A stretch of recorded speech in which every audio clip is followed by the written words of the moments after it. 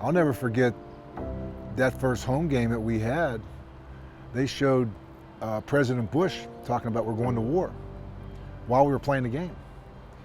And I just thought, wow, the opening of this stadium and what America is going through, and how in some small way that this is our city, this little city of Pittsburgh, we're going to do something special. Here we go. This pass is caught, and that's a touchdown. That's the way to work. Come on. He's hit that sack. The Steelers win the football game. Let's go.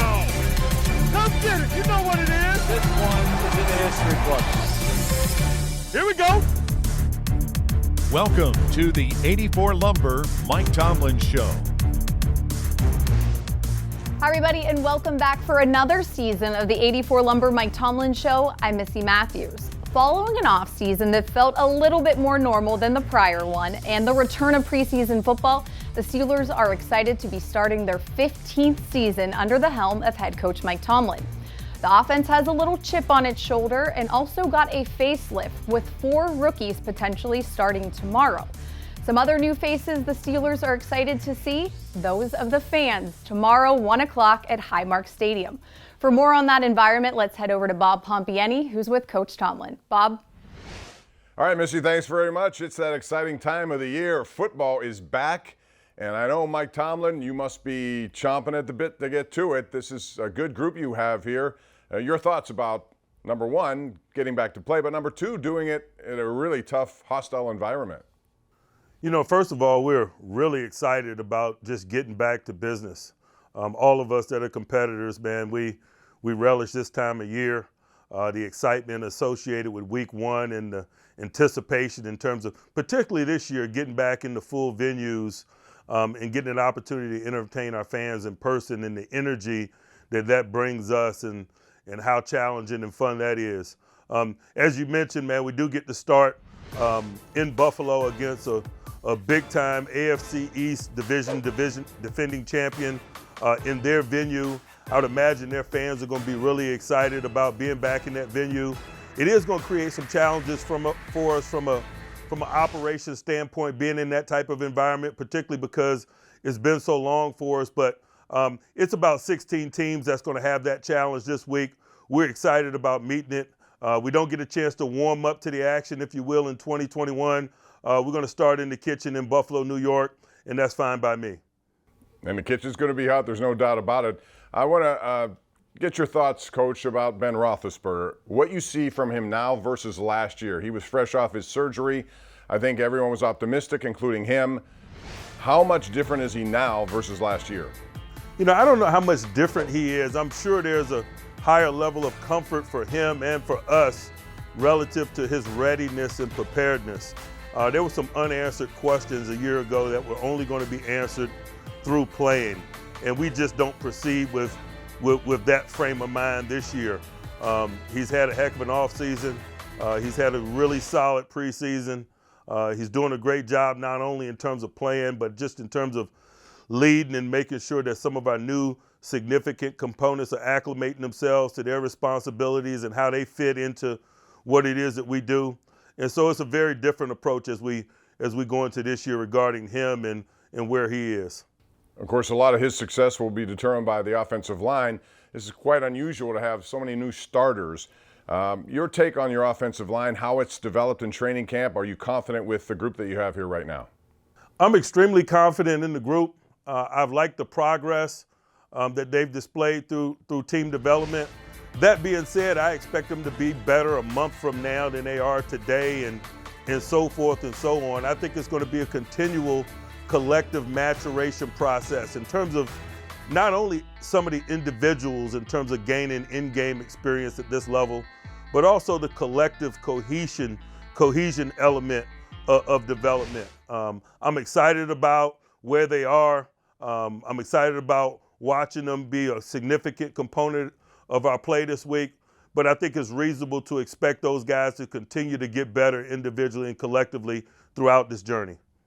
Najee Harris was the #1 pick. You guys were very excited to get him, and with good reason, given everything that he accomplished at Alabama. How active will he be this season? You've gone on record before talking about running backs and running them till the wheels fall off. How much do you expect from him in his first year?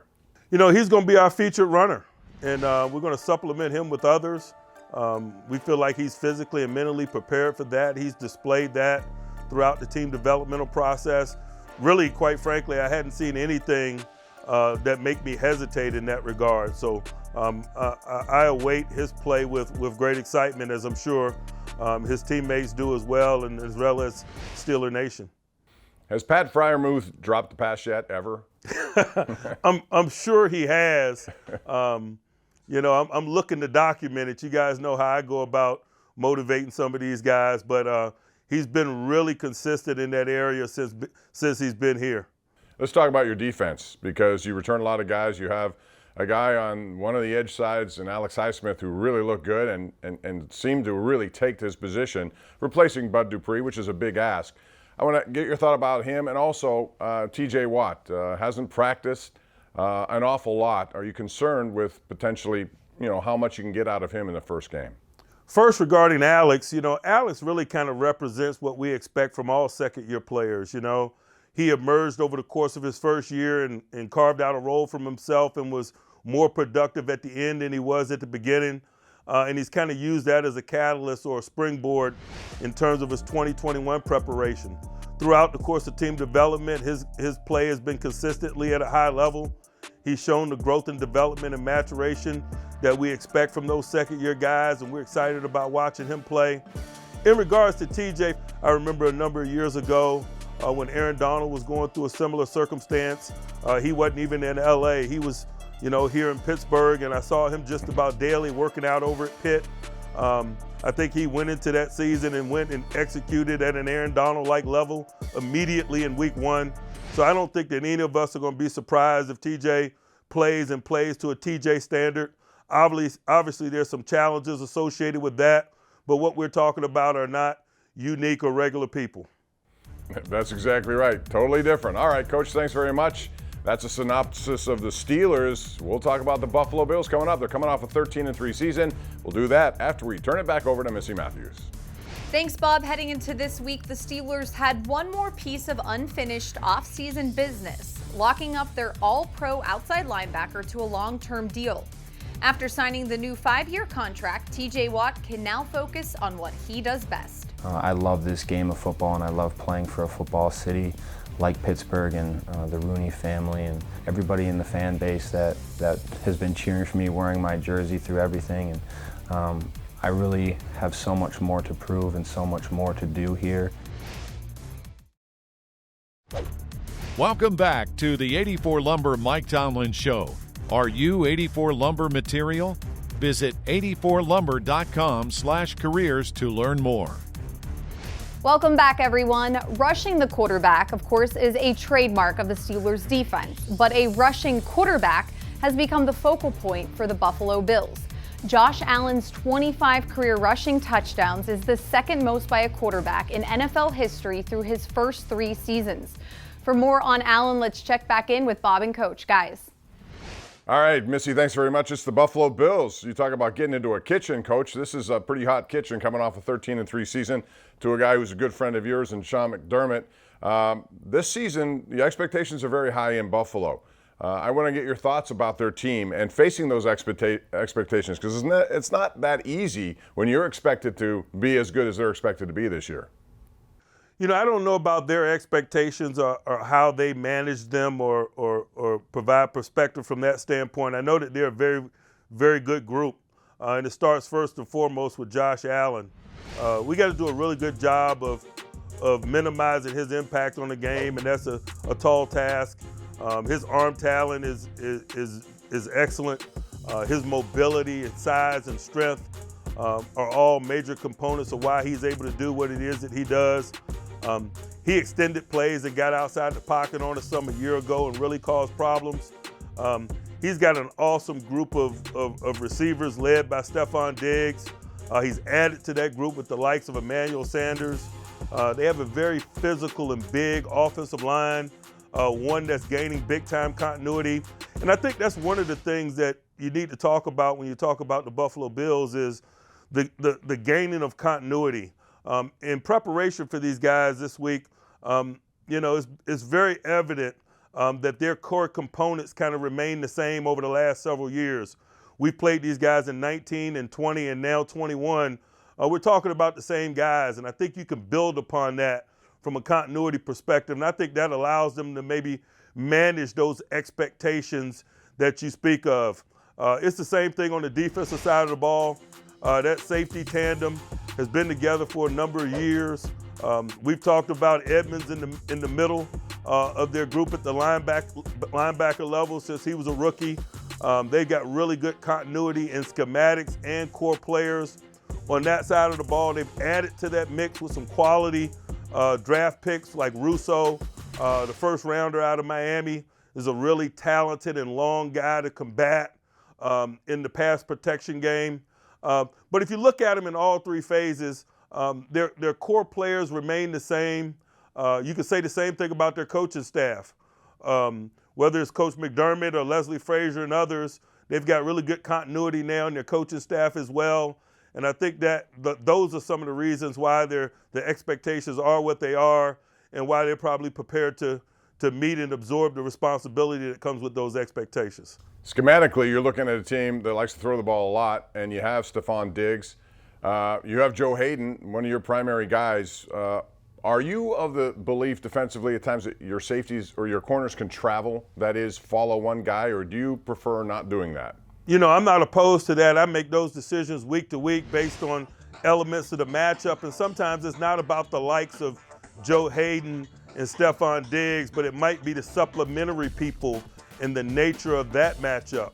And so that's a decision that we make week to week. I am definitely not opposed to it if it aids us in the construction of a good plan. There are many discussions like that you go through week in and week out in an effort to level the playing field and give you the best chance to match up. Emmanuel Sanders, you had touched upon him. You drafted him. You know how his career has gone. He's become a very nice complementary piece. He's been well-traveled now. Talk about his career development, and you must have seen that when you drafted him. Man, got a lot of love and respect for Emmanuel, what he's been able to do over the course of his career. I think it starts first and foremost with his toughness. I don't think that's highlighted enough. I think that's something that was very evident to all of us when he was here. For a guy that's not very big, he is very tough and wiry strong. He'll run through crowded circumstances. He's a hand catcher in crowds. Fearlessness is an element of his game that's been an asset of his for a long time, and I think that's why he's done it at a high level for such a long time. One other thing I want to get to, field position, you talk about it all the time. You have a new punter. He seems to really gravitate to his position. Presley Harvin, has he been everything you expected to be, and how big of an asset will he be? You know, he's done a really nice job through team development. But as we all know, man, the regular season is the regular season. The volume gets turned up a little bit. I'm excited about watching him adjust and meet the standard of expectation in that regard. He's a talented young man, but there's always an element of the unknown when you're playing young people, particularly for the first time and when it's for real. And so, you know, we'll eagerly anticipate his efforts and watch his progress. But the same could be said for other guys like Kendrick Green and Pat at tight end and Dan Moore at tackle. We got a lot of young guys that figure to play prominent roles not only this weekend but moving forward here in 2021. All right, that's Coach Tomlin on the Buffalo Bills. A tough way to start the season. Going to be a great game. You'll see it on KDKA. When we come back, a final word from Coach T. Right now, let's send it back to Missy. Yeah, Bob, a tough way to start the season indeed. And if you know anything about Buffalo, we know that Bills Mafia will be out in full force tomorrow. Someone else that can't wait to see the inside of that stadium, quarterback Ben Roethlisberger. Don't go anywhere, because when we return, we have the best of Ben mic'd up from the third preseason game versus the Lions. Nice job, bud. They still don't count, okay? No, I got it. Way to get your eyes back.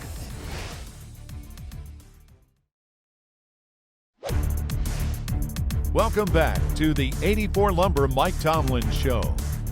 Welcome back, everyone. Steelers quarterback Ben Roethlisberger only played in 3 series this entire preseason, but 2 of them resulted in touchdowns, both of them going to rookie tight end Pat Freiermuth. Lucky for you, the Steelers quarterback was mic'd up for all of the action.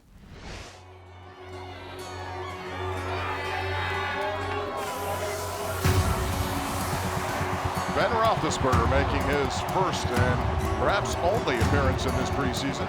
Hey, this is cool to see, man. That's a lot of people here for preseason. It is cool. It's awesome. Tails is the call. Heads. It is heads. See? We'll take the ball, please. You do? Sure, yeah. All right, good tempo now. Let's go.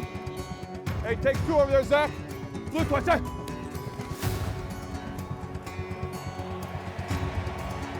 I was watching the safety too much. Did the safety come down on you pretty good? Okay. Blue 30. Blue 30. Ducks a rusher, comes to his left, throws the ball down. Up, he's going to keep it, and he's going to pump fake it and hit a man, and then it's dropped at the 48-yard line. Good job. Hey, just keep coming back to it. Don't wait for it. He had no idea what was coming. You just keep coming back. He's either going to PI you or you're going to catch it. Okay? Just a little anxious, that's all. You know, anytime when Ben's in, you know, the presence is felt, you know, so you know that you got to be extra sharp on your technical stuff, being the leader, and really telling us what's the standard is. You know, it's felt every time that he steps foot in the huddle. Blue 30! Blue 30! Hey, Pat, 44 or 41, Jew. Blue 20! Blue 20! He's going to throw it long down the field. There's a man open, and Deontay has it, and he turns and spins. Good job!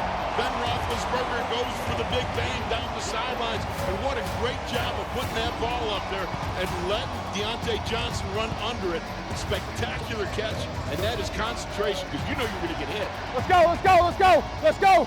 In the huddle, let's go! Blue 20!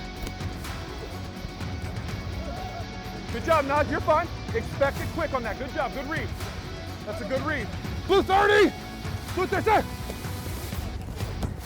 It's going, you're going, 53. You're good, you good? You're all right, ball's going. Here we go, here we go, here we go. Blue 20! Blue 20! Steps up, pumps, fires end zone, touchdown. Good throw! Good throw! Nice throw! Pat Fryermuth, the rookie out of Penn State, with a leaping grab in front of strong safety Tracy Walker. And that is a 7-yard strike from Ben to his tight end. When we score a touchdown, you give me some love. That's what I'm talking about. Good job, big boy. Way to play. Don't worry, baby. Good job. Woo! Just a little sticky, that's all. Hey, nice job. Congratulations, that's awesome, bud. Doesn't count yet, though. All right, now let's go. Right down the field. Blue 20. Blue 20. He steps up, throws it on a crossing route to Najee. Najee stiff arms a man, turns it upfield. He's in the clear. What a move by Najee Harris. Naj, good job. Nice play. Good job. Come on, Ant. Blue 30. Blue 30.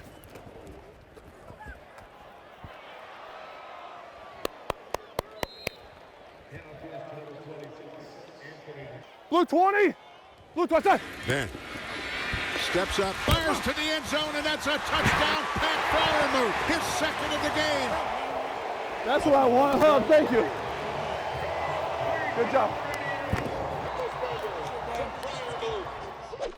And you can see more of Ben and company in our newest episode of The Standard right now on the Steelers YouTube page. But back to tomorrow's game. Let's check in one more time with Bob and Coach to get their keys to the game presented by your neighborhood Ford store. Guys.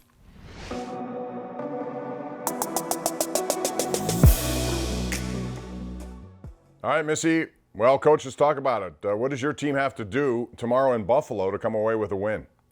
You know, I think we got to be really good in those weighty moments, particularly early on, to minimize the environmental element of the game. We got to be good on possession downs. We do.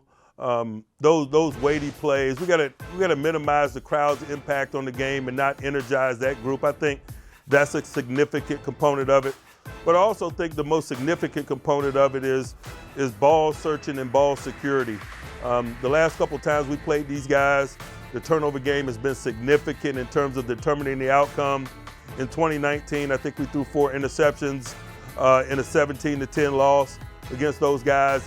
And last year, you got to acknowledge that the pick 6 prior to half was a significant play of the game in terms of changing the trajectory of the game. And so the turnover battle is going to be significant.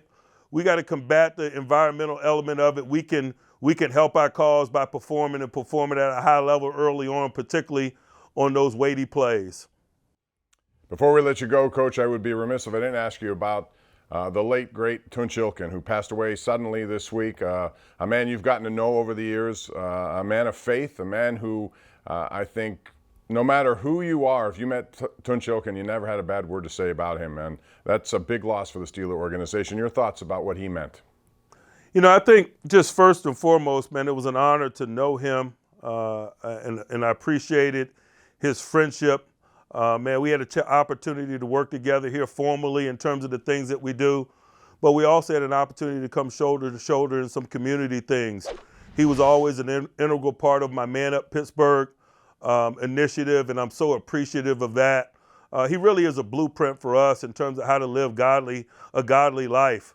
I think about him often when I say hello to people and exchange greetings, because I just remember how we would exchange greetings when we saw one another. I'd say, "Hey, Tunch, how you doing?" And he would always say, "Better than I deserve." And I would agree with that. And so in exchange of greetings with people, I've thought about him quite a bit in recent days, and my heart goes out to his family and loved ones. But more than anything, I'm just really appreciative of having an opportunity to have known that man.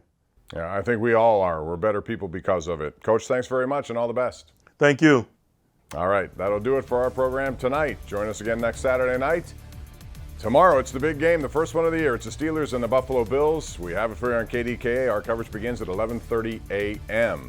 For Missi Matthews and the entire team here at Steelers.com and KDKA, I'm Bob Pompeani. Have a great Steelers weekend.